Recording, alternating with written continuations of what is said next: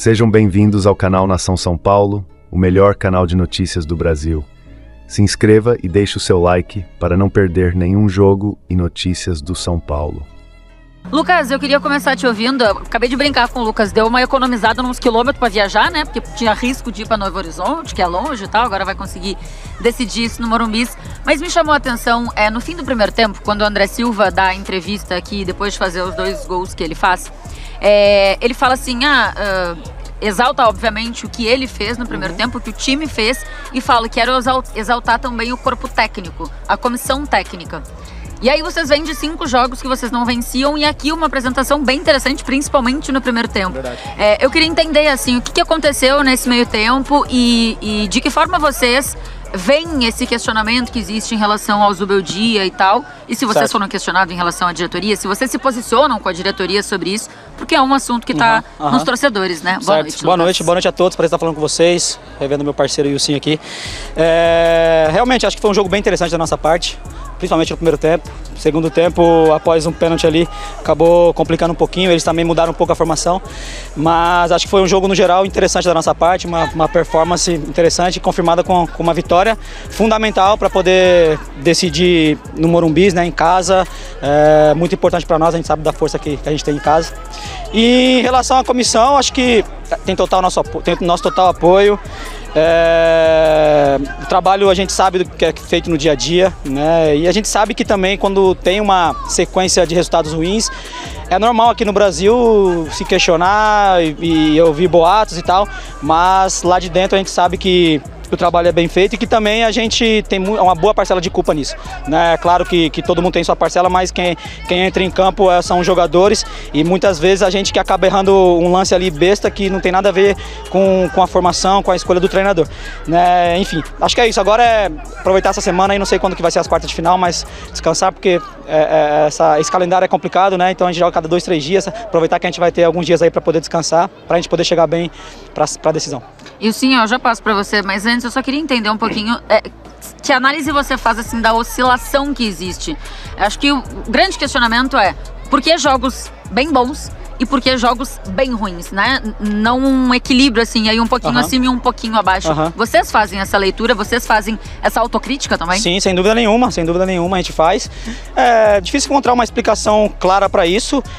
Eu acho que tem vários fatores aí, obviamente, o nosso desempenho, a nossa concentração, o nosso foco no jogo, talvez, mas também você vê que é um campeonato muito complicado, estadual é um campeonato dificílimo de se jogar, né? A equipe que despontou aí foi o Corinthians, que foi muito bem, mas Palmeiras, Santos, você vê que também oscilaram bastante e tem boas surpresas aí no campeonato.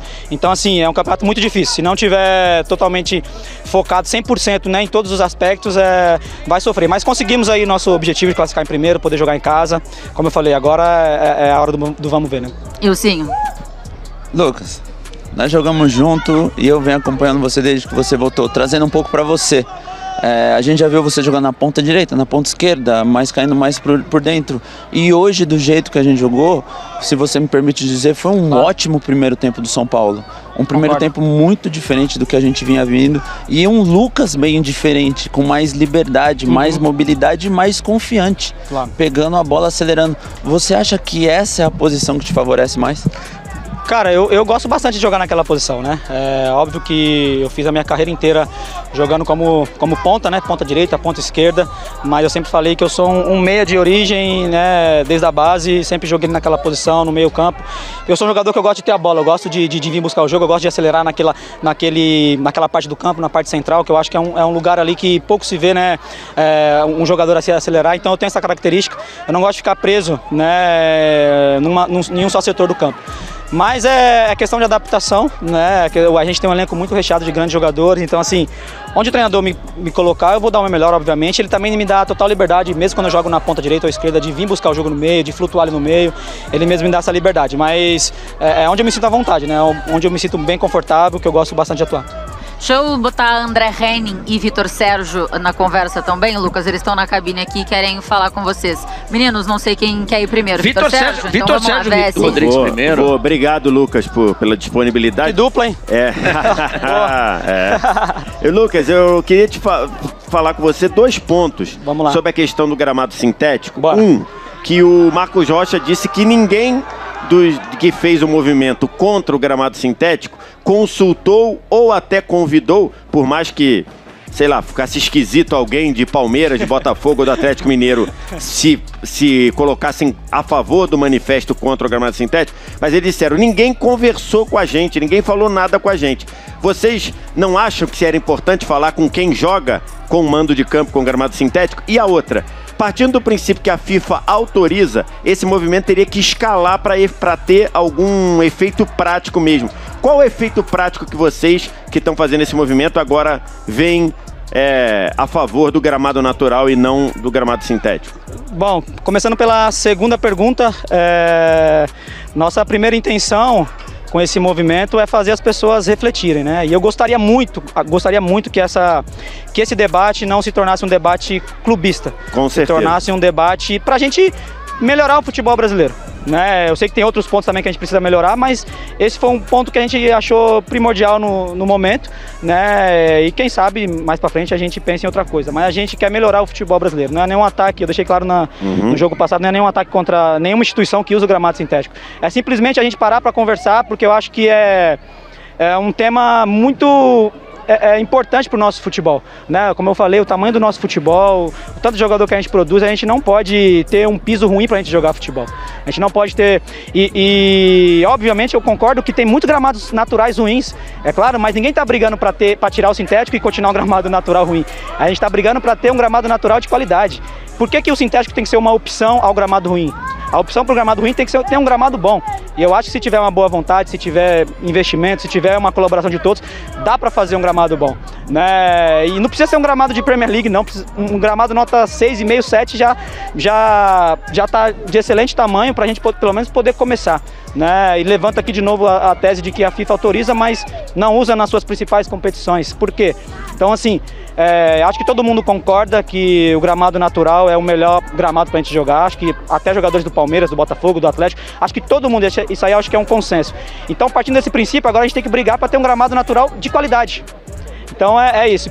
E a primeira pergunta sobre o Marcos Rocha, acho que até por uma questão lógica, né? A gente não ia, poxa, a gente vai fazer um movimento aqui pedindo contra o gramado sintético, você quer participar aí? Eu sei que seu time usa, mas você quer participar, não tem nem sentido isso, né? Mas eu vi jogadores se manifestando como o Felipe Melo, que jogou muito tempo no Palmeiras, o Dudu também, não tem problema nenhum, eles não fizeram nenhum ataque contra o Palmeiras, é um comentário de quem jogou muito tempo no gramado sintético, sabe que muda totalmente o jogo, né? Esse é outro ponto para deixar bem claro, que a gente sabe que não tem comprovação científica de que causa mais lesões, isso e aquilo, por mais que eu pense que pode impactar, porque a gente sabe como os jogadores saem depois do jogo com dor no joelho, no tornozelo, enfim. Mas o nosso ponto principal é que é outra dinâmica de jogo, é outro esporte, é completamente diferente. Então, assim, a gente tem que ter um padrão. O gramado não pode favorecer nenhuma equipe, o gramado tem que ser bom e ponto. Não importa o estilo de jogo de cada equipe.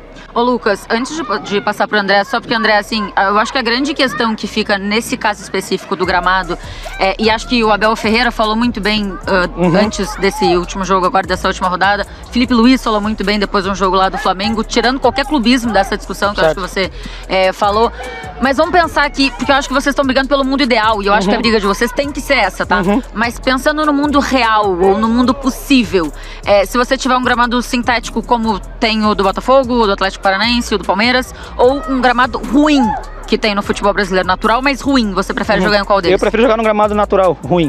Claro que se tiver um monte de buraco, mas assim, isso é a minha opinião, mas essa que é a questão, Tainá. A gente não pode ter o gramado sintético como uma opção. Por que o gramado sintético tem que ser uma opção? Ó, a gente tem esse gramado ruim aqui, vamos fazer um gramado bom. E se quiser, dá pra fazer, gente. Essa que é a questão. Não pode ser, tem gramado ruim, vamos fazer o gramado sintético e pronto. A questão é, se quiser, dá pra fazer um gramado natural bom. Como eu falei, não precisa ser um top como Premier League, mas um pouquinho, se tiver um pouco de cuidado, o Morumbi, não é porque é meu clube, não. Mas depois do show, tava um gramado bom pra jogar, tava um pouco a coloração diferente, mas tava um gramado muito bom, de boa qualidade. Eu sei que tem as questões econômicas, shows e tudo, mas se tiver boa vontade, gente, se quiser, se todo mundo se unir, poxa, vamos brigar por um gramado bom, de qualidade, pra gente melhorar o nosso futebol, pra gente ter um jogo, melhorar o espetáculo, eu acho que dá pra fazer. Então, assim, o nosso ponto é esse, não pode ser uma opção. Gramado ruim, vamos colocar sintético, pronto, acabou, é mais barato e tal. Não, tem que investir pesado, porque é o gramado, é o piso que a gente joga. Então, esse é o nosso ponto, né? Pra gramado natural ruim, fazer um gramado natural bom, apresentável, minimamente decente para que a gente possa melhorar o nosso futebol. É o palco do espetáculo, né? André Henning, fala. Só para encerrar e poder liberar o Lucas, parabéns, Lucas, pelo seu posicionamento. Obrigado. Desde a sua entrevista no meio de semana, que eu vi a entrevista mais ponderada e mais legal de se acompanhar, porque despertou na gente o debate. E eu acho que esse era o seu objetivo. Então, acho que você tem razão, cara.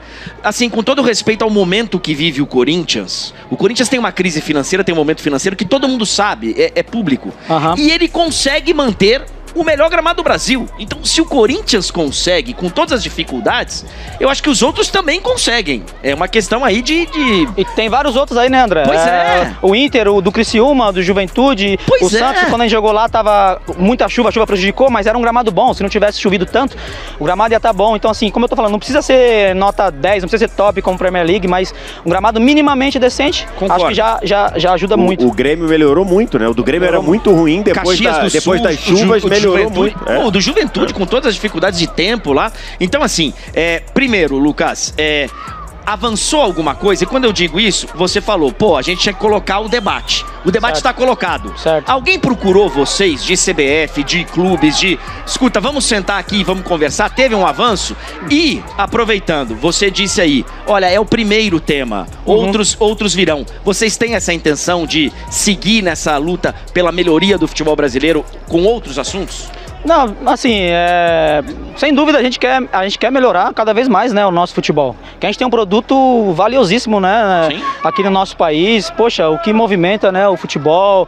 A gente sabe quanto o brasileiro é apaixonado por futebol. Então, o que a gente puder melhorar, como eu falei, sem clubismo, sem nada disso, querer favorecer, nada disso. É pra gente melhorar o nosso futebol, o nosso produto. Eu vi gente falando também que é um movimento político. Isso aí não tem nada com isso, né? Assim, a gente não pode caminhar por um caminho que eu acho que a gente tem que tomar como exemplo as melhores ligas. Se a gente quer ser bom em alguma coisa, a gente tem que visar algo que é bom. Eu admiro muito grandes jogadores, como eles trabalham, seja no futebol, como Cristiano Ronaldo, por exemplo, seja no basquete, o foco, o trabalho. E a gente tem que... Qual que é a melhor liga hoje? Qual que é a melhor competição hoje? Como eles funcionam? Como funciona a questão do gramado? Como funciona a questão de calendário, organização? O que a gente puder trazer para o nosso país, eu acho que vai ser muito válido. Então, o primeiro tema era esse, né, do gramado, né, que eu acho que é fundamental. Primeiro de tudo, o gramado que a gente treina, que a gente joga, né, tem que ser minimamente decente, como eu falei. E depois, quem sabe, mais pra frente, tem outros pontos que a gente pode melhorar, que a gente entra num consenso, todo mundo, poxa, acho que isso aqui também dá pra gente brigar. E o outro ponto não teve nenhum... Ninguém procurou vocês. Ninguém procurou. Mas vamos ver, né, vamos ver aqui mais pra frente, porque eu vi que tomou uma proporção muito grande, até gente de fora falando sobre isso, eu vi o Bernardo Silva do City falando, isso é bacana. Vamos ver, né, se mais pra frente avança alguma coisa, se os dirigentes dos clubes fazem uma reunião para tentar mudar isso. Eu não sei como é que funciona, como é que seria para mudar isso, eles têm que se reunir com alguém da CBF, mas enfim, por enquanto a gente não teve nenhum retorno, mas já tá valendo o debate, né, só de estar sendo debatido isso daí, acho que já é positivo. Parabéns. Obrigado, André. Lucas, bom demais, tá? Acho que pra gente que gosta do futebol bem jogado, é muito bom ter vocês voltando, né? Você, Neymar, Thiago Silva, enfim, tantos grandes jogadores que fizeram uma carreira muito grande e bonita, boa, enfim, fora do Brasil, na Europa, e voltando pra cá. Mas acho que mais importante ainda, de alguma forma, vocês terem a vontade e o objetivo de deixar um legado. Claro. Porque de repente não é tanto pra vocês, né? Exatamente. Vocês não vão jogar mais 10 anos. Exatamente. Mas muito provavelmente deixar como legado pro futebol brasileiro, então muito maneiro. Bonzão. Obrigado. Contar com vocês nessa luta. Obrigado. Valeu. Obrigada, eu agradeço. pela Valeu, entrevista. foi um prazer. Valeu.